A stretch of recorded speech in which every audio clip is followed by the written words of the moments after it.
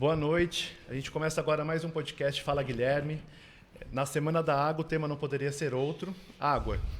A gente vai falar um pouco das obras em andamento para resolver essa questão. A gente vai falar da obra do Sistema Tuguaçu, que resolve a questão hídrica da cidade. Vai falar dos novos reservatórios que estão sendo construídos, do que já foi construído também, entre outras questões. A gente também vai falar sobre a Semana da Água, que está acontecendo esses dias, e vai abordar também o tema da educação ambiental. Com a gente hoje estão a secretária de Justiça, que assumiu interinamente a Secretaria Municipal de Meio Ambiente, Maria Tereza Leise Siero Oliviero, que é a TECA. A gente tem também o superintendente da CIS, Reginaldo Santos. A gente também está com o secretário municipal de Planejamento e Gestão de Projetos, Gilmar Dias Pereira. E, claro, ao meu lado tem o prefeito de Itu, Guilherme Gazola. Boa noite, pessoal. Boa noite, prefeito. Boa noite. Vamos lá. Um tema tão interessante e com muita coisa para contar. Sim. A gente vai direto ao ponto para falar sobre a resolução do problema da água em Itu. Desde 2017, a cidade nunca avançou tanto nesse sentido. Hoje, Itu tem água bruta suficiente para abastecimento de toda a população. Chegou o momento de direcionar o investimento, que antes era para água bruta, direcionar o investimento para a questão da distribuição e tratamento de água. A gente vai falar um pouco também dessa questão do abastecimento das pontas de rede. E eu acho que o prefeito é a melhor pessoa para começar a contar essas boas notícias. E de uma forma muito tranquila e serena. Eu acho que aqui nós estamos com as pessoas envolvidas, Reginaldo da CIS, a TECA do Meio Ambiente, o Mar Planejamento, dizer que depois de 2017, a inauguração da CIS, até o dia de hoje, final desse ano, o problema da água em Itu está resolvido. Isso é uma coisa que a gente não abre mão de fazer a afirmação. O que nós estamos abertos é a discussão do que precisa avançar. Questão de pontas de rede, questão de pressurização, as questões inerentes aos próprios empreendimentos, que muitas vezes precisam ser mexidas, mas volta ao tema inicial. A questão da água de Itu está resolvida. É uma das maiores vitórias da história de Itu. Sim, a gente pode fazer até uma retrospectiva, Começando lá atrás, em 2018, com as captações de água perene, Antes, Itu não tinha captação de água. Toda a captação de água em Itu dependia da recarga das chuvas. Hoje, Itu já conta com 2 captações novas, feitas pela CIS, que não dependem dessa recarga, e vai ter a terceira agora, o Sistema Tuguaçu. Aí lá em 2018 tinha o Sistema Mombaça, Guilherme? Você lembra como que foi a... Lembro que na verdade disseram que tinham deixado pronto e na verdade não era verdade isso tudo. O que nós tínhamos era uma pequena transição do Pau d'Alho até a ETA 1, que é no Rancho Grande, que a gente chama. Nós terminamos esse sistema, ele já resolveu parte significativa da água bruta que vinha para a cidade, foi uma vitória e uma mudança da origem da nossa água bruta. Como você bem colocou, até para quem está nos assistindo entender, a gente só pegava água de represas. Só que a represa é muito sazonal, depende muito da chuva. E, naturalmente, você não consegue fazer uma represa do dia para a noite. Tá aí o Piraí, que nós estamos nessa batalha, acho que 20 anos quase. 20 anos já, Reginaldo? Então, ou seja, não era possível. Nós fizemos uma mudança da matriz. A partir desse período, nós fazemos a captação em setores de água perene, ou seja, rios que tem corredeira, passam constantemente. Fizemos isso no Mombaça, fizemos isso no Pirangibu e agora fazendo a terceira e última captação perene, que é o Tuguaçu. Então, por isso que a gente diz, resolvido o problema de água em Itu. E mudança da matriz. E as represas continuam lá como reguladoras, como segurança hídrica futura, como necessidade de manutenção, nós vamos poder ter elas de suporte. É um grande avanço. Eu lembro que em 2018 a gente inaugurou o Mombaça. Eu fico imaginando se não tivesse sido inaugurado o Mombaça. Porque ao invés de a Itu ganhar uma captação, talvez ela tivesse perdida uma captação, porque o Fubaleiro, que até então era a maior captação da cidade, estava caindo, a captação. É uma imagem muito forte isso tudo, o Reginaldo me lembra disso. Nós não conseguimos cortar um tubo dentro do recalque do Fubaleiro, porque se a gente cortasse aquele tubo, caía toda a parte, a casa de bombas. Então essa imagem para mim é muito forte. Nós pegamos a situação em 2017 que beirava o caos, não é beirava o caos, nós estávamos dentro do caos. 2018, que foi um ano de mais escassez hídrica, nós já passamos com muito mais folga. 2020, então, nem se fala, pior que 2018. Quer dizer, isso mostra claramente o tanto que se foi investido e o resultado imediato disso. Eu acho que nós estamos aqui para discutir também coisas importantes. O Reginaldo pode nos ajudar, que é assim, mas na minha casa existem questões pontuais, sim. Mas isso não significa que o problema principal não esteja resolvido. Então, podemos discutir problema por problema. Algumas pontas de rede, alguns empreendimentos, como eu disse, mas que a criação da CIS traz a solução definitiva do problema de água de Itu, isso é inconteste. Porque é fundamental também dizer que é uma obra de saneamento, sempre demora mais tempo, né? As pessoas acho que estavam muito aflitas desde o trauma de 2014, querendo uma resolução em meses, né? E na verdade cada obra demora 1, 2 anos para ficar pronta. E, bom, vamos falar um pouquinho mais só do sistema Tuguaçu, que está em pleno andamento, já foram assentados, né, Reginaldo, os 22 quilômetros de tubulação. Agora o trabalho está centrado lá na área da captação mesmo de água bruta. Como que está o trabalho lá? O trabalho tá bem avançado, Rafa. Lá nós já estamos com a rede finalizada. Nós estamos agora já com 40% da casa de bombas construída, as canaletas, caixa de areia. Nós temos a ideia e a intenção de entregar isso até junho desse ano, colocar em pré-operação, porque toda a rede nova, quando você coloca a carga nela, podem ter vazamentos, podem ter manutenções necessárias, por isso essa pré-operação em junho. E quase toda semana está tendo uma concretagem lá, né? Você tem uma noção do volume que está sendo usado? A cada 5 dias, 7 dias, nós estamos cerca de 7 caminhões de concreto. Cada caminhão de concreto tem 14 metros cúbicos. Isso. Então, já 14 metros cúbicos seria 14 mil litros, se fosse... Ou não? Metros cúbicos. Mais ou menos isso. A nossa ideia, mais ou menos, é chegar de consumo de concreto quase 3 mil metros cúbicos. Exato.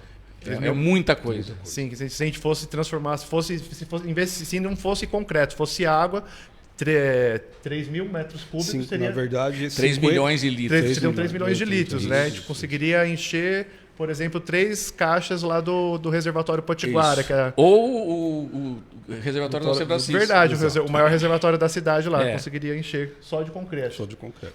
E falando em reservatório, né, a CIS também construiu, né, durante esses anos. Acho que já foram entregues 2 reservatórios, né, o do Potiguara e o do Rancho Grande.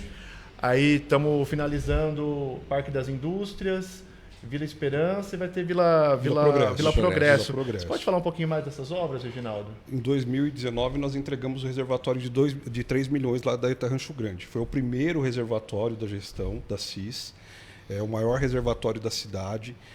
Ele teve uma característica toda diferente, porque ele é todo vitrificado, ele não é esse aço carbono comum, ele não tem problema de manutenção de vazamento. Em 2021, nós entregamos mais 1 milhão de litros na região do Potiguara. Lá existia um reservatório que estava totalmente degradado, a gente não conseguia operar ele na sua capacidade máxima, era cerca de 50% do reservatório, que se chegasse a 60%, ele começava a vazar e caía no vizinho. Agora nós finalizamos um reservatório no Parque Industrial para 2 milhões de litros. Finalizamos da Vila Esperança 1 milhão de litros, que fica ali atrás do Vila Rica, do Padovani. Sim. E está sendo construído mais um de 500 mil na região do Vila Progresso. Esse do Parque das Indústrias e da Vila Esperança, a CIS vai fazer a integração na rede, né? Isso, os reservatórios estão prontos. Agora a gente está fazendo toda a parte de canalização deles para a gente poder dividir essa água. E lá no Vila Esperança ele tem um diferencial, que ele é bipartido, ou seja, ele é dividido em colunas para que as partes mais altas recebam água da parte de cima e tenha mais pressurização, principalmente nos pontos que reclamam de água, aquelas pontas de rede que a gente tem ali na região do Vila Rica. Então esse reservatório vai ser primordial para que a gente consiga atender as partes mais altas, mesmo em dias de consumo ou com baixa pressão, porque ela vai sempre estar pressurizada. Sim, porque daí a gente pode explicar, né, a questão das pontas de rede. Ali na região do Vila Rica tem o Alberto Gomes, o Presidente Médici, a própria Vila Esperança, que às vezes o Candelária, que alguns moradores reclamam mesmo da pressão do abastecimento em determinado momento do dia. Porque são bombas, né, que pressurizam, né, essa rede. Exato. E quando o reservatório ele baixa muito, as bombas elas precisam ser desligadas para que não haja risco de quebra ou queima do equipamento. Então acaba perdendo parte dessa pressurização. E a gente trabalhando com ele bipartido, como sempre vai ter água na parte de cima, a gente não corre esse risco. Sim. E voltando aqui para o Parque Industrial, o Parque das Indústrias vai ter mais ou menos a mesma lógica, né? Reservatório é até mais alto. Ele é mais alto, só que ele não é bipartido. E nós já temos um com 2 milhões, então nós estamos incrementando mais 2 milhões de litros. Então só naquela região serão 4 milhões de litros. Se a gente pegar de 2017 até o final de 2024, nós teremos 7 milhões milhão de litros a mais de água tratada para a gente poder distribuir.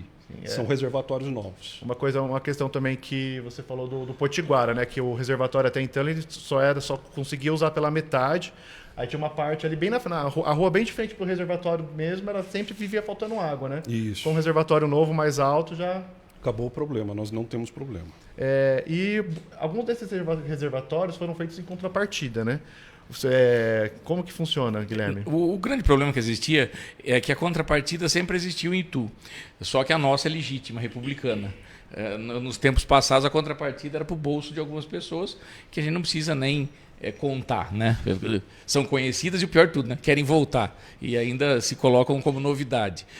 E nós fizemos diferente. Nós fizemos o quê? Você quer fazer um empreendimento imobiliário? Ótimo, pode fazer. Só que isso vai trazer um ônus para a cidade, que é ter que mexer na questão da água, que foi o problema de Itu. Esse crescimento desordenado que causou principalmente a crise de 2014, que a gente vem resolvendo e resolve definitivamente agora. Agora você faz assim, quer fazer um empreendimento? Ótimo. O que você vai deixar em troca para a CIS? Então, nessas permutas, nessas contrapartidas, nós já conseguimos reforma da ETA Rancho Grande, os 2 reservatórios. Reforma de filtro, redes que nós fizemos. Os reservatórios, o reservatório do Parque Industrial é contrapartida, o reservatório da Vila Esperança é contrapartida. Então veja o tanto que a cidade ganhou e que antes perdia. Então, o que foi investido na CIS, eu não tenho a conta exata, mas nós estamos fazendo essa conta, nesses 7 anos e fechando o 8º, com certeza absoluta vai ter sido feito mais investimento do que os 100 anos anteriores. Então, é para se comemorar. Maior frente de obras da história de Itu. Da história de Itu. Né? Não tinha visto mesmo antes. Bom, voltando ainda na questão da água, a gente pode falar um pouquinho também dos mananciais. O pessoal sempre pergunta, e aí, na página da CIS, como que estão os mananciais? Por mais que a gente tenha 2 ainda que não secam, as pessoas ficam preocupadas, né? Como que estão os mananciais, Gilmar? Olá, Rafa. Boa noite a todos. Nós estamos operando hoje com 87% dos mananciais. Lembrando que nós temos o Pirajibu, né, que não seca, são perene. Sim, resolveu a questão da água lá no Pirapitingui, inclusive. Isso. E aqui é a bacia do Bombaça, que também é perene, que também não seca. Lembrando que em 2014, essa época, a gente já não tinha nem água, né, prefeito? Não. Na verdade, o racionamento começou em fevereiro aqui e dezembro de 2013 na Cidade Nova. Exato. E aí nós temos o Piraí com 70% e a bacia do Itaim com 30%. Piraí não, acho que é... Pirapitingui. Não, eu tenho o Itaim. Bacia do Itaim. Itaim. Confundi um pouco. Isso. Piraí é a barragem que, por enquanto, está emperrada, né, prefeito? Tá esperando mais uma licença da CETESB. Por aí tiver o tamanho e a dificuldade que é fazer, né? Já tem o terreno, já está pago, tem dinheiro, já está licitada a obra. A Teca, na experiência dela, é difícil, Teca, para liberar esse tipo de questão ambiental? Eu acho que tem alguma burocracia. Primeiro, boa noite a todos. Prefeito, obrigado de novo pelo convite. Existe burocracia, mas eu acho que estamos caminhando bem. Podia ser mais rápido, mas estamos no caminho certo. Eu acho que está faltando só a última liberação, que é a questão de animais silvestres. É como você fazer aquela... O caminho verde para eles... Não, você tem que fazer a retirada mesmo. A remoção dos animais da área do barramento. Que vai ser feito o desmatamento. Em outro local. Isso. De mesma Mas não deixa de ser um grande... Pelo menos nos últimos 4 anos foi quando avançou mesmo de vez. Né, só avançou nesse período. Porque, na verdade, assim, foi onde nós conseguimos todas as licenças, pagamos, que é um ponto muito importante, as áreas desapropriadas foram pagas e a licitação foi feita e conseguimos mais 70 milhões do governo estadual para terminar, pelo menos, a primeira etapa da barragem do Piraí. Da barragem. E, prefeito, né, mais uma vez, cabe aqui a gente enaltecer, né, tudo que foi feito. Né? Antes, por exemplo, a gente não tinha captação de água perene. Tem deputado que, desde 2014, não envia verba para Itu. Nada. Tem outro deputado que está querendo voltar, que ficou não sei quantos anos, acho que 12 anos no poder, não investiu numa captação de água, não fez um reservatório novo. Eu queria, o que você tem a comentar sobre isso? Eu gostaria de um debate com essas figuras, porque agora aparece todo mundo. Eu acho engraçado. Tem o moço lá da igreja do rapaz do chapéu, nunca trouxe uma emenda para Itu. Nunca trouxe uma emenda. Agora resolveu sair por aí, falando que vai resolver isso, vai resolver aquilo. Nunca fez nada.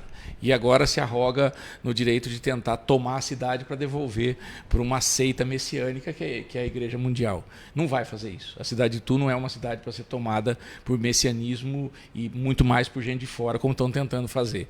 Então, esse é um ponto. E, por outro lado, você vê o ex-prefeito, que infelizmente não pode nem ser candidato, que está inelegível por corrupção, que canta que resolveu as coisas e causou a maior tragédia da história de Itu, que foi a privatização do serviço de água, que era o SAI, vendendo para Águas de Itu, vendendo é uma coisa relativa, e causando a tragédia acontecida. Quando nós criamos a CIS em 2017, a gente retoma o controle da história. Tem muita coisa para fazer ainda, mas é numérico. O que foi feito nunca aconteceu na história de Itu. O custo disso foi altíssimo para a cidade, nós pagamos até hoje, exatamente por isso que quando eu falo que tenho vontade de um debate, que é para exatamente tirar algumas dúvidas e alguns estigmas. Ah, mas aqui falta água. Pera lá. Sim, existe problema. Quando tem um calor de 40 graus, aumenta 60% o consumo. Não é só Itu que passa por isso. A cidade de São Paulo, toda noite, a periferia não tem água, algumas áreas mais centrais, quer dizer. Então, isso não é mais um problema de Itu, é um problema que acontece geral. Porque se fosse na mão deles, você imagina com esse calor o que nós teríamos de água. Então, hoje a cidade de Itu tem uma situação controlada, tem investimentos feitos, e esse debate é fundamental para se pautar, inclusive por um motivo muito importante. Se você quiser resolver um problema de uma cidade, trabalhe com continuidade. Porque o grande problema de Itu foi que esses governos que passaram pilharam a cidade. E a gente precisa de continuidade para esses projetos continuarem. E algumas pessoas ainda falam, por exemplo, o investimento do Tuguaçu, não falam que é um investimento, falam que estão deixando a cidade endividada. Pois é, eu queria que esses 4 vereadores irresponsáveis que foram, agora sejam convidados na inauguração do Tuguaçu, até porque todos eles são ligados a governos anteriores. Então, para eles, a nossa grande resposta é a seguinte: vocês não fizeram e nós fizemos. Então, não adianta ter discurso piegas, porque enquanto eles criticavam, nós trabalhávamos. E a solução está aí, e eu espero que a sociedade reconheça isso. E a gente pode falar também que um financiamento é diferente de um empréstimo, né? Porque o financiamento, por exemplo, você vai reformar a sua casa, são poucos que têm o gatilho para pagar uma vista. Vou reformar minha casa, vou pagar minha casa à vista? Não, você vai lá no banco, pede um financiamento. E para ter financiamento tem que ter crédito. E nós temos crédito. Nome limpo. Nome limpo, coisa que os outros governos não tinham. E é muito engraçado, eu gosto de ser nominal nisso. Você pega, por exemplo, os vereadores que votaram contra a solução da água Itu. Você pega Maria do Carmo Piunti, mulher de Piunti, tragédia para Itu. Você pega Ortiz, ligado umbilicalmente a Herculano Júnior. Também tragédia para Itu. Trabalhou no SAI, inclusive, esse moleque. E depois vem querer dizer que é dívida. O tal do Galvão, que a turma chama de Juquinha, só cria problema. Ligado a quem? A seita messiânica que quer tirar dinheiro do povo de Itu. Nunca trouxeram R$1 através de uma emenda parlamentar. Então, vocês vejam, você pega daí, por outro lado, o filho do Luiz Costa, vendeu o SAI, é o responsável pela venda do SAI. Vem querer criticar daí o governo? Desculpa. Mas isso eu não aceito. Eu aceito um debate de alto nível, de grande relevância, mas agora, gente que levou Itu para o buraco, querer levar outra vez, isso é inadmissível. E eu lembro, foi ainda citado ainda na Câmara sobre a questão, por que investir, né, numa captação de água, se poderia investir na redução de perdas. Hoje, Reginaldo, quanto que está a perda aqui em Itu de água? Nossa perda está em média de 40. Fala-se de 60 no último SNIS, só que do ano passado para cá a gente fez várias obras de infraestrutura, troca de rede, setorização, macromedição, micromedição, e então isso já houve uma redução. Tá? Então o relatório que foi apresentado na última sessão da Câmara é um relatório do ano passado, não condiz com a atual realidade do município. Mas eu também acho, me corrijam se eu estiver errado, por exemplo, se eu pego o meu investimento e arrumo todos os vazamentos da cidade e troco todas as redes. Se fosse em 2014 com as redes novinhas, como que a gente ia medir a perda de água se não ia ter água? Exato. E também tem uma coisa, esse negócio de perda também tem uma outra questão importante. A perda não necessariamente é água que vai para fora. Quando você tem um hidrômetro que mede errado, ele é computado como perda também, porque não foi medido a água devida que entrou na casa. Então tem também um valor relativo disso, que perda não é só a água que cai, é aquilo que não é medido. Isso é muito importante também. Você está com uma campanha de troca de hidrômetros. Nós estamos com mais de 6 mil hidrômetros para trocar. Já começamos com uma primeira etapa do FEHIDRO com 3 mil, agora mais 3 mil e pouquinho. Então a ideia é trocar. Nós temos aí hidrômetros de 2008 que foi instalado, inclusive até na casa de um dos reclamantes aí, que nós tivemos que trocar o hidrômetro porque ele já não aferia mais nada. Se entrasse pouca água, a caixa estivesse cheia, não aferia nada. Se a caixa dele tivesse pela metade, aferia metade da metade que deveria ser aferido. Então já não registrava mais nada. E quando a gente fala de obra de saneamento, a gente pode comparar o Tuguaçu com a barragem do Piraí. São 20 anos falando da barragem do Piraí e nós estamos executando uma obra de 600 litros em menos de 2 anos, em 1 ano e meio. Sim. É uma coisa muito importante. E outra, a barragem do Piraí, ela existe, mas ela não vem junto com a captação, com a canalização para a gente. A obra do Tuguaçu não é uma obra completa, ela é só de Tu, a água é só nossa, os 600 litros por segundo é só da cidade, toda a rede é nossa e ela tem aí uma capacidade de abastecimento para mais 20, 30 anos no mínimo. Sim, daí com essa conclusão dos investimentos, né, com o sistema do Tuguaçu de água bruta, que daí parte para a questão da distribuição. Você sabe que é uma coisa engraçada, né? Hoje eu estava naquelas memórias do Face e veio uma memória de 1 ano atrás, que era a chegada dos tubos. Foi por coincidência, quando chegaram os tubos, aí eu fui ler os comentários. E como seria gostoso responder aqueles comentários hoje. Poderíamos ser trazidos. Foi até divertido. Então, assim, não vai fazer nada. Esses tubos estão só enfeitando aí. Isso aqui não serve para nada. Vocês estão enganando a gente. Vocês estão estragando a praça. Foi até um período eleitoral, né? Teve gente que foi lá com um porrete lá. Tá vendo? Isso aqui não vai usar para nada. A gente convida todas essas pessoas hoje a verem esses 23 quilômetros de tubulação instalados. Valeu a pena. Vale a pena, em vez de ficar dando respostas agressivas, como nós fomos agredidos, picharam alguns tubos lá. A resposta está aí. Está tudo embaixo da terra e estamos fazendo aquilo que nunca ninguém fez. E paralelo também à obra do Tuguaçu, nós licitamos essa semana uma nova ETA para a estação Rancho Grande. Quer dizer, então a ETA Rancho Grande vai passar de 600 litros para 740 litros por segundo. Tá? De água filtrada. Água tratada. Então a licitação ocorreu ontem, nós temos aí mais uns 10 dias de documentação, então essa obra é para ficar até agosto, final de agosto, é para estar pronta mais uma ETA, compacta, similar à que a gente já tem no Itaim, mas a gente aumenta mais 140 litros de água por segundo no Rancho Que é Grande. isso, né, Reginaldo? Porque a água que chega na nossa torneira, na nossa casa, ela tem que passar pelo tratamento. Então, não é só a captação. Agora temos captação perene, temos o tratamento, quer dizer, como tudo foi pensado, planejado, organizado para que a água pudesse chegar na torneira de cada casa. Sem dúvida, bem colocado. Quer dizer, são as fases, né? Quando a gente fala, hoje nós temos o problema da água resolvido, toda a água necessária nós temos captada. Ainda precisa trabalhar na questão de filtragem, que nós também já licitamos, fica pronto agora, a questão de ponta de rede, pressurização. Tem troca de rede também, né? Tem. Nós soltamos uma licitação agora de 2 milhões e 400 para melhoria de ponta de rede, ou seja, aqueles pontos mais elevados onde a gente tem dificuldade no período de calor para que a água chegue ou perca a pressão, e trocas de redes também, porque a gente tem pontos que as redes são muito antigas, com frequência a gente arruma, daqui 3 metros e estoura de novo, então a gente já está com esse processo também na praça. Bacana. Vamos falar agora um pouquinho da Semana da Água? Vamos, Teco. Vamos falar que começou na segunda-feira, dia 18, né, que está promovendo uma série de atividades que estão sendo divulgadas nos perfis da Prefeitura e da CIS. A gente teve doação de mudas, né, para plantio em nascentes. Tivemos algumas visitas de alunos. Conta um pouco para a gente das atividades, Isso, essa semana nós buscamos a educação ambiental. É um ponto importante que a gente vai discutir aqui também. Tivemos as visitas de escola. Hoje tivemos uma visita de escola municipal na CIS, lá na ETA Rancho Grande. Amanhã temos plantio também na bacia do Itaim, que é para revitalizar e cuidar dos mananciais, da captação de água. Está acontecendo agora um... Isso, agora deve estar acontecendo vai começar às 7h30. pedalando, né? Quem quiser pedalar, corre lá. Pedalando por caminhos ituanos também, que são 10 quilômetros, né, Gilmar? Acho que é isso mesmo. 10 quilômetros de pedal por caminhos, passando inclusive pelo Varvito.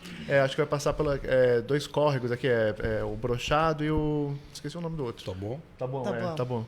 Então, esses são os eventos que estão acontecendo. Até amanhã também acontece mais um, que é o plantio.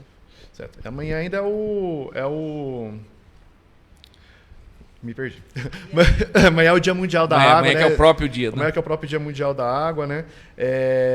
Prefeito, para você, qual que é a importância desses eventos, né, para a cidade, né?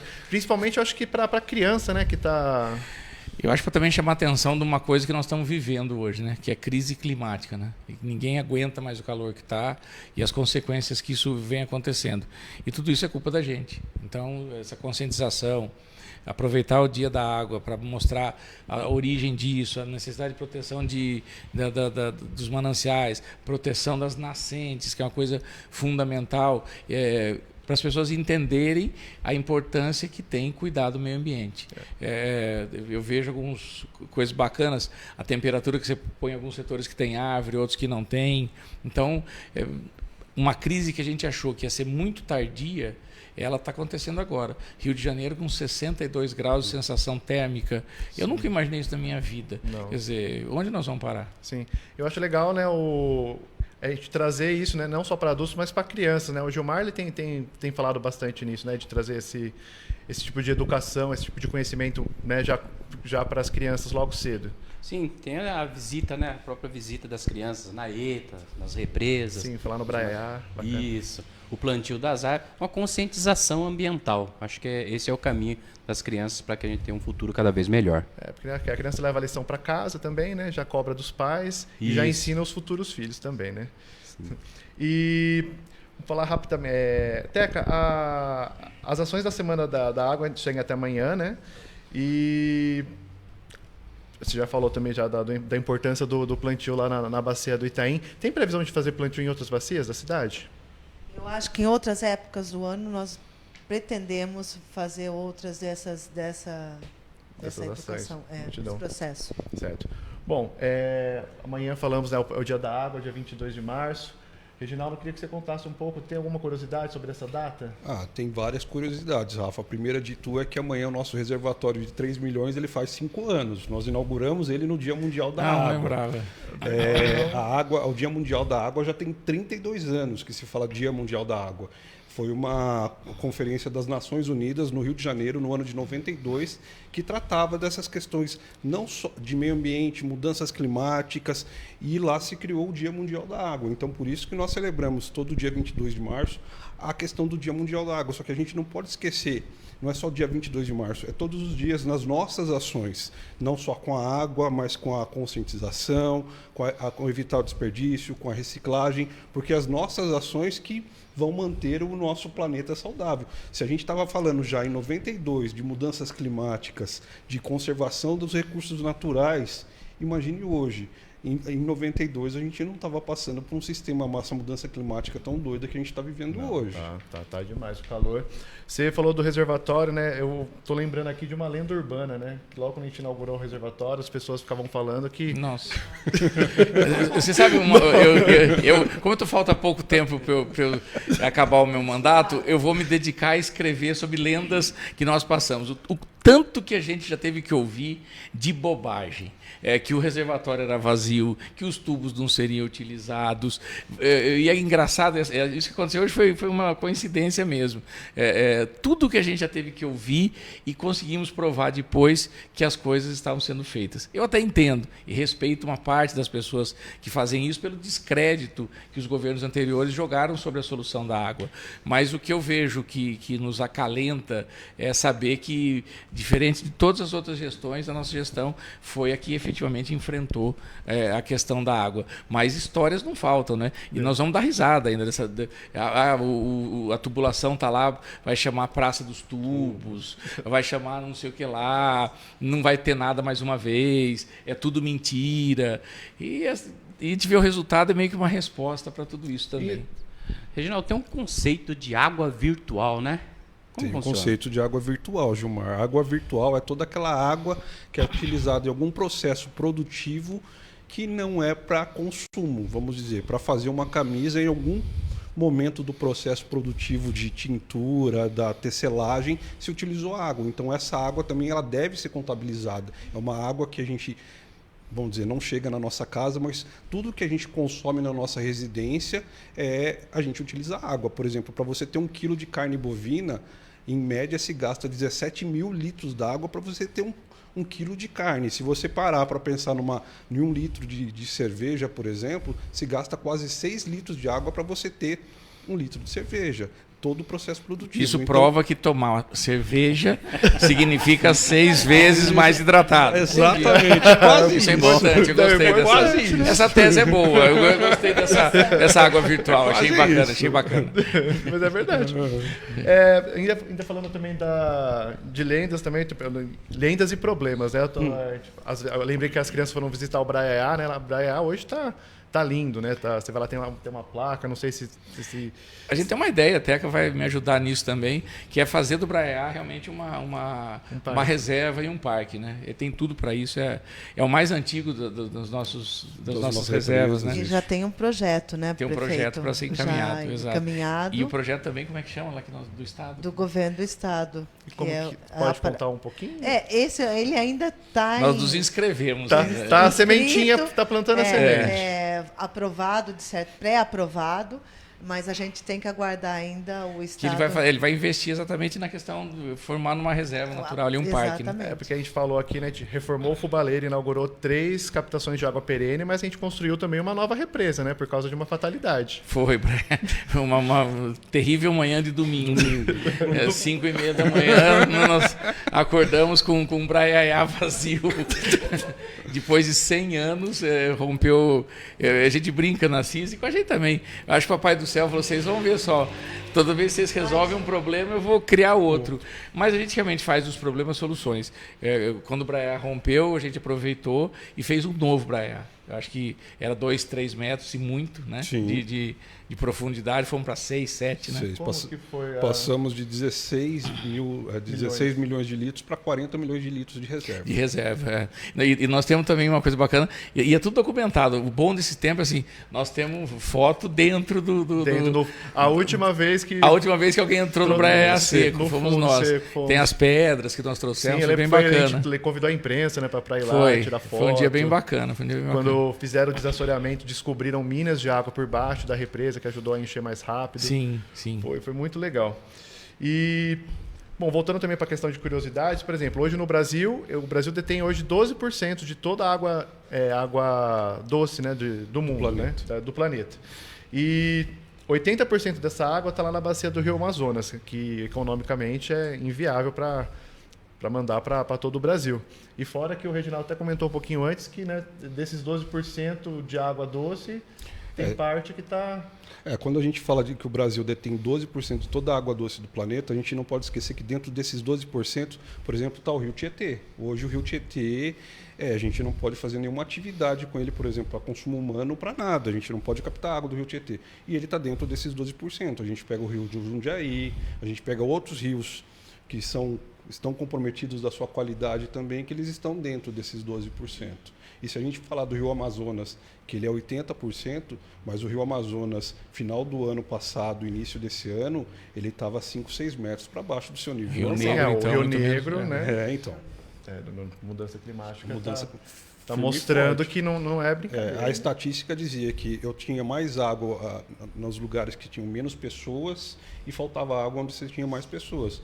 Hoje já está quase igual. Mesmo lá na região amazônica, que você tem uma população muito menor, e você tem recurso hídrico mais abundante, também está faltando água. Aquela imagem, se todo mundo lembra, aquela imagem do Rio Negro com quase que só um espelho d'água, eu acho que é uma das coisas mais chocantes que eu nunca imaginei ver na minha vida, um rio daquele na Amazônia sem água, né? É verdade. Vamos voltar um pouquinho agora para Itu, né? A gente saiu da Semana da Água, fomos para a Amazônia. Vamos falar um pouquinho de questão, né? A gente falou de educação ambiental, né? Aqui em Itu a gente também tem que falar, acho que um pouco sobre destinação correta de resíduos, falar um pouco de lixo. Teco, você pode falar da importância do descarte correto do lixo, falar da coleta seletiva, como que funciona aqui na cidade?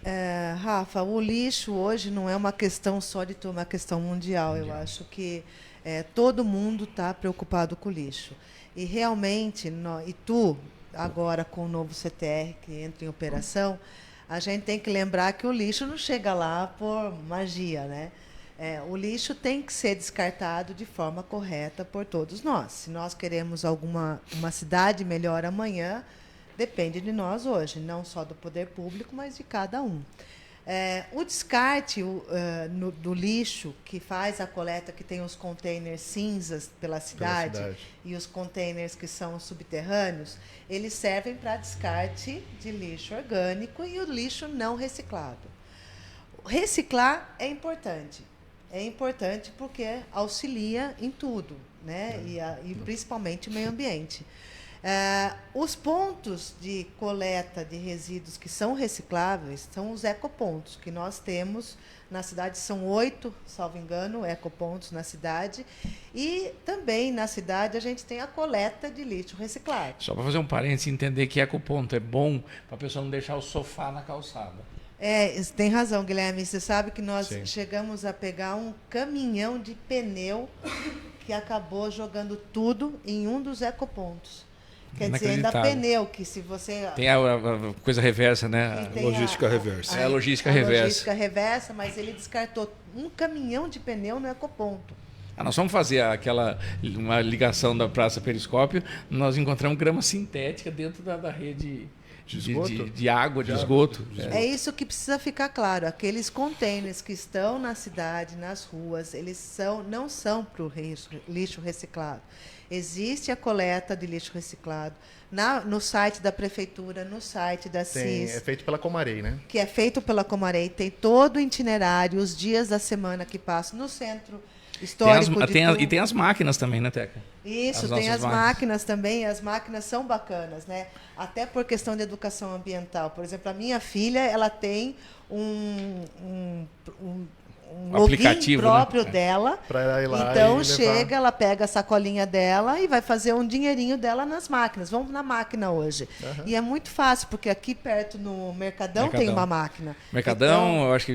na Prefeitura. No Subprefeitura, no Cidade das Crianças, no ginásio. Na escola lá do Pirapitingui, na Doma 4. Isso. Então, são coisas que acabam educando nossos filhos. Sim. Ela fala, poxa, mãe, vamos levar hoje. Então, a gente estaciona no Mercadão, que é fácil, não tem problema para estacionar. Entra, coloca as coisas no final de semana. E para ela é importante isso. E remunera, né? E remunera. Remunera em dinheiro. Na sua casa, Gilmar, como que é feita essa divisão aí? Lá em casa, a patroa é brava, hein? Lá tem três baldes grandes que ela colocou para separar os lixos. E aí, fora isso, ainda tem o Pedro, que não ajuda muito. Pedrinho, meu filho. E a gente faz a mesma coisa. Leva para a prefeitura. Coloca na máquina e aí a gente gera lá um valorzinho, né, Teca? Que dá para ajudar no final de semana. Com certeza, né? Viável, dá para tomar sempre. a cerveja. Dá para tomar cerveja, reciclar e tomar mais um. A Secretaria de Meio Ambiente agora está com um projeto ainda no papel, mas que logo sairá também, que é a reciclagem das esponjas, aquelas esponjas que a gente usa Scott em Bright, cozinha. vamos dizer assim. Para lavar a louça. Ao merchan. E também com relação ao material escolar.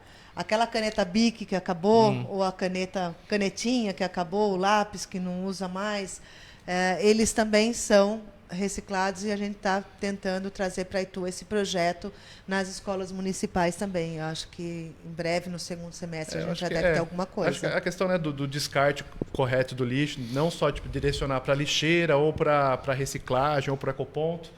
A gente também tem que avisar que não pode deixar... O lixo é no lixo, não é na rede de esgoto, né? A gente sofre bastante aqui na nossa cidade, infelizmente. As pessoas ainda têm o hábito de jogar materiais grosseiros na bacia sanitária e isso acaba causando problemas de entupimento, incrustação de rede, vazamentos de esgoto na rua, que daí o povo liga na CIS bravo, porque está vazando esgoto na minha rua.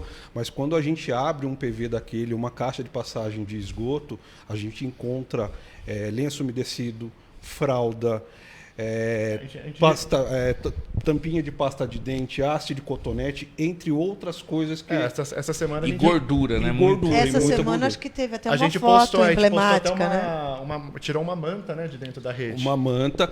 Agora o pessoal tá na moda daquela tinta emborrachada, né? Que ela impermeabiliza a parede. Então, aquelas pessoas que trabalham com pintura, elas têm aquela mania de pegar a lata de tinta, lavar ali na beira da calçada e acho que faz a mesma coisa. E isso caiu na rede de esgoto. Então a gente teve um problema ali na região da bairro Santa Cruz. Não, na Cruz das Almas. Cruz das Olívio Almas, Prejante, isso, Olívio isso, Prejante. exato. Então a rede estava toda incrustada com uma manta de borracha dentro. Ela cristalizou, ela solidificou dentro da rede de esgoto e aí trouxe todo esse entupimento e acabou chegando na casa das pessoas. Sim, é um problema que tem que ser evitado, além das ligações clandestinas. E isso, Rafa, não são pessoas carentes. Isso a gente vê em Qualquer em bairro. condomínio, a gente vê esse problema. Hoje mesmo a gente foi fazer um trabalho aí num condomínio vertical e quando abriu a caixa de esgoto que estava com vazamento, a gente só tinha material grosseiro lá dentro. Nada que poderia estar ali, mas estava. Poderia ser reciclado. E também tem a questão também das ligações clandestinas da chuva, né, da ligação pluvial, porque acho que o pessoal percebe que quando chove é o momento que mais extravasa, que mais você vê a água saindo das tampas de esgoto da rua. Mas isso é porque as casas ligam errado, né? Isso, a gente tem muitas casas que elas ligam a água da chuva na rede de esgoto, deveria ser na rede pluvial, no meio-fio, para que essa água escorresse. E isso acaba impactando mais de 50% a 60% a rede de esgoto. Choveu, então a rede não comporta, as tampas de PV levantam, mas isso a gente tem muito nas casas mais antigas de Itu. E nos bairros mais antigos de Itu acontece muito isso. Sim. Bom, a gente está caminhando para o encerramento, mas a gente sempre tem algumas perguntas, né, dos nossos telespectadores. A Gleice e a Ana Jean, elas estão reclamando que está faltando água no Ilhas do Sol nesses últimos dias. Tem alguma coisa acontecendo ali naquela região? Na semana passada nós tivemos um problema na adutora do São Camilo, isso foi notificado pela CIS, nós informamos nas nossas páginas. A gente teve um aumento das temperaturas dos últimos dias, isso aumentou mais de 60% o consumo de água. O Ilha do Sol ele recebe água do sistema ETA Rancho Grande, bombeado, só que lá dentro do condomínio eles têm os próprios reservatórios deles. E lá quem faz a gestão dos reservatórios deles são eles. Então, eu tenho contato com o síndico de lá e ele costuma fazer até um rodízio dentro do condomínio, são mais de 600 apartamentos. Eu não sei quantas famílias daria tudo isso, mas eles têm o próprio rodízio deles lá de abastecimento dentro do condomínio.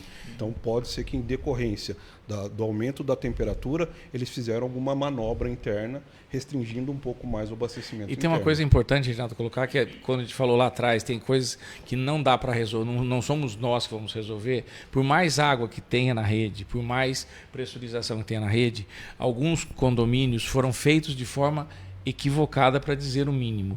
Eles precisam ter a sua capacidade de entrada correta, reservação interna correta, e o Ilhas do Sol é um condomínio que foi feito de forma errada. Então, assim, não adianta a prefeitura fazer a sua parte só. Tem que fazer a parte interna. Agora parece que entrou um pessoal mais razoável, porque está conversando bastante, entendendo um pouco, está ficando melhor. Não sei. O síndico ele tem um bom contato, um bom relacionamento com a CIS. Eles fizeram um poço também no Ilha do Sol para suprir, para ajudar o abastecimento, principalmente nos dias de pico. E a mesma situação enfrentada do Ilha do Sol a gente tem no Világio de Itália também. Sim. Que ele foi aprovado, só que quem implantou o empreendimento ele não fez o reservatório da forma que deveria fazer. O reservatório que existe lá hoje, ele era um reservatório paliativo para os períodos de obra, e é o que está lá até hoje. Então a gente também já está em tratativa com esse condomínio para que eles tomem as ações necessárias para melhorar a questão de reservação, para que os blocos mais altos não sofram com o abastecimento. Porque às vezes a gente recebe reclamação, está faltando água no meu condomínio, mas não é o condomínio todo, é um ou outro bloco que sofre porque ele está num ponto mais elevado e a água não tem pressão suficiente para chegar nas caixas d'água. Não, foi segunda-feira, né? Tinha um pessoal do Világio de Itália que estava reclamando de falta de água. A gente disponibilizou, acho que no dia foram 12 caminhões de água. Foram 12 caminhões, acho que 12 vezes 20 mil, foram enfim, daria quase 800 litros de água por casa. Só que mesmo assim, com a gente abastecendo o reservatório, tem pontos ainda lá dentro que tem dificuldade. E é o que nós falamos aqui também, Rafa. Nós já melhoramos a nossa captação, estamos melhorando o nosso tratamento, estamos investindo na troca de rede, na melhoria, na setorização, para que a gente resolva essas questões de pontas de rede. Então, a gente vem trabalhando, é sistemático o trabalho. Não adiantava eu começar pela rede se eu não tinha água. Hoje eu tenho água, estou melhorando meu tratamento, filtração, para depois a gente já atacar essa questão de ponta de rede. E outra coisa também, e por outro lado também não aprovando condomínios residenciais que não estejam em acordo com as normas técnicas. Exemplo típico, Monte Rei. Quer dizer, fica essa discussão, mas assim, os empreendedores daquele condomínio já foram chamados judicialmente porque não fizeram a contrapartida. Então, assim, que outros empreendedores estão passando na frente porque fizeram a parte. É natural. E aí, infelizmente, você pega 2 empreendedores da pior espécie possível, né? E que não querem fazer. Quer dizer, e com uma maldade com quem comprou o terreno, né? Porque, além de tudo, agora eles estão fazendo oferta pelos terrenos mais baratos. Olha que grau que chega essas pessoas que estão trabalhando lá. Mas foi um ato que nós tivemos que tomar. Quer dizer, não dá mais para provar aquilo que não está correto. São 900 lotes. Como é que você engata no São Camilo que já tem problema de pressão? Sim, né? Sim. E foram vários condomínios, né, prefeito, aqui na época criados com métodos alternativos que, no fim de alternativo, não ajudou em nada, né? Não funciona. Não funciona. Não funciona. O condomínio hoje está interligado à rede. Todos à rede. Aqui a gente tem o Geni Cláudio, ele fez uma afirmação, mas a gente já explicou lá que sobre o parque industrial falta água todo dia, mas a gente já falou da questão do reservatório, que deve resolver essa questão das pontas de rede do bairro, ali na Avenida dos Esportes, por exemplo. Tem aqui Reginaldo, quando a ETE Pirajibu, Raquel Cristina Souza, quando a ETE Pirajibu deve entrar em funcionamento? A ETE Pirajibu, novembro desse ano, a gente coloca ela em pré-operação, Rafa. Só para tentar, ETE Pirajibu é exatamente esse seu tratamento de esgoto. Exato. E com isso a gente atinge 100% do esgoto tratado da cidade. Sim, quando nós recebemos a ETE pela concessionária, ela foi entregue como finalizada. Quando nós colocamos em pré-operação em 2018, a gente descobriu vários problemas estruturais. Voou aquilo para todo lado. Exatamente, voou aquilo para todo lado. Hoje a CIS está investindo mais de 16 milhões na recuperação. Nós já fizemos a primeira fase, soltamos ontem a segunda e terceira fase, a ordem de serviço. Já está tudo licitado. Então, até novembro desse ano, a gente coloca a ETE Pirajibu em pré-operação, para que a gente possa, gradativamente, aumentando a vazão dela e atender toda a região da Cidade Nova. Era uma estação sem impermeabilização. Sem impermeabilização, sem fundação, Era uma sem estação tudo. de tratamento de esgoto Sem impermeabilização. Exato. Uma estação muito engraçada, não tinha teto, não tinha nada. Exato. Aí, a Soraya Meneghini pergunta se tu tem algum plano de ação, ou até mesmo uma lei para descarte correto de resíduos em comércio, indústria ou até mesmo condomínio.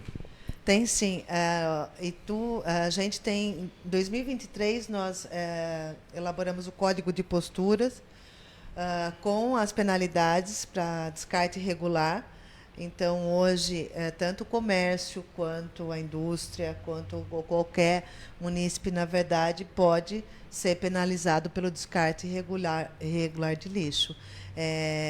Nós, da Secretaria de Meio Ambiente, estamos fazendo visitas regulares em determinados estabelecimentos para lembrar como é feito, como deve ser feito o descarte do lixo, e isso vai acontecer em vários pontos da cidade. Isso, pelo menos lá no conjunto de prédios que eu moro, é uma coisa que o síndico bate bastante. Tem que separar o lixo reciclado do orgânico, porque se a prefeitura vier, ela vai multar. Pode acontecer, de fato. Pode acontecer. Temos aqui para o prefeito. Josias Almeida pergunta: com o sistema Mombaça, né, o senhor disse que tinha resolvido a questão da água em 2020. Agora, em 2024, com o sistema Tuguaçu, temos o mesmo anúncio. Qual que é a diferença de antes e agora? Na verdade, em 2019, a gente atingiu o que chama de equilíbrio hídrico. E nós continuamos mantendo essa posição. A água que era consumida passava, então, a ser captada na mesma quantidade. Naturalmente, não contabilizado as variações sazonais, como, por exemplo, temperaturas extremas, mas então nós atingimos, como havia dito, e reafirma esse equilíbrio hídrico. vendo um mundo diferente, pensando no futuro e trabalhando com excedente, com excesso, nós lançamos o projeto Tuguaçu, que vem daí não só consolidar, criar um superávit de água bruta que permite daí a gente fazer distribuição melhor, com melhor pressão, com todos esses mecanismos funcionando de forma mais equitativa. Como eu volto a dizer, nós temos hoje uma Itu muito diferente daquela que nós pegamos lá de 2014. Hoje nós temos uma Itu com um problema de água resolvido, que ainda, apesar de resolvido, precisa de vários ajustes. Sim. Esses ajustes não vão ser feitos, já estão sendo feitos. E precisam de continuidade. E precisam de continuidade para que isso seja definitivamente resolvido. O meu grande medo que existe, Rafa, é exatamente voltar a ser o que for. Por exemplo, vamos pensar hipoteticamente. Volta todo esse pessoal que pilhou Itu. Todos aí. Todos os candidatos, todos dizendo que a cidade precisa melhorar, é filho de Luiz Costa, família Passos, o pessoal dos messiânicos lá do chapéu. Quer dizer, mas você acha que eles não vão privatizar isso outra vez? Você acha que eles não vão fazer a mesma coisa para enriquecer outra vez? E todo esse trabalho exaustivo que foi feito não vai ser perdido? Eu tenho certeza absoluta que sim. Porque essas pessoas não pensam em nada além de retomar o status anterior. O status anterior significava dinheiro no bolso, populismo e irresponsabilidade. Bom, gente, passou até rápido hoje, eu achei. A gente vai terminar... Tá, a gente precisa terminar, a gente vai terminar agora então o podcast Fala Guilherme. Eu gostaria de agradecer a todos que mandaram mensagem, que acompanharam a live, mandaram comentários. Para quem não pôde assistir, se quer compartilhar com algum amigo, está disponível aqui no perfil do Facebook do Guilherme esse episódio, mas todos os outros episódios estão no canal do YouTube. Então vai lá, curte o canal, vale a pena conferir também. Então, quer se despedir, prefeito? Agradecer a presença de todos aqui, que sempre colaboram não só com as suas informações, como com o seu trabalho efetivo também. Nós temos uma equipe que acreditou nisso. E chegar nesse ponto, em 2024, e saber que valeu a pena, só tenho a agradecer. E agradecer àqueles que acreditaram também na cidade de Itu e no nosso governo. Agradecer, Gilmar. Bom, primeiro, obrigado, Rafa, pelo convite, prefeito, Reginaldo, Maria Tereza. É sempre um aprendizado tudo isso. E a gente segue no caminho de que fazer uma cidade com responsabilidade não é fácil. E é por isso que a gente vai lutar e batalhar para que isso venha a acontecer e ter essa continuidade que tu merece. Perfeito. Reginaldo? Agradecer mais uma vez o convite aí do prefeito. Agradecer aqui os parceiros Gilmar, Teca, você. E dizer que assim, o nosso trabalho não para, o nosso trabalho é ininterrupto, é 24 horas por dia, 365 dias no ano. Nós não temos preguiça, estamos aqui para trabalhar e continuar esse trabalho, que é um trabalho sério realmente. Eu falo isso porque, querendo ou não, eu já tenho 15 anos de casa de saneamento. Eu passei pelas outras gestões e não vi esse empenho nas outras gestões, não vi esse investimento real e a transparência que esse governo tem. Então, assim, de trabalho, de mostrar realmente o que nós estamos fazendo. Então, mais uma vez, obrigado a todos vocês. Obrigado, Teca. Obrigada, prefeito, todos aqui, conte com a gente. Seguimos aí juntos. É isso, gente. Muito obrigado. Daqui 15 dias, acredito que tem mais outro podcast. A gente se vê em breve. Boa noite.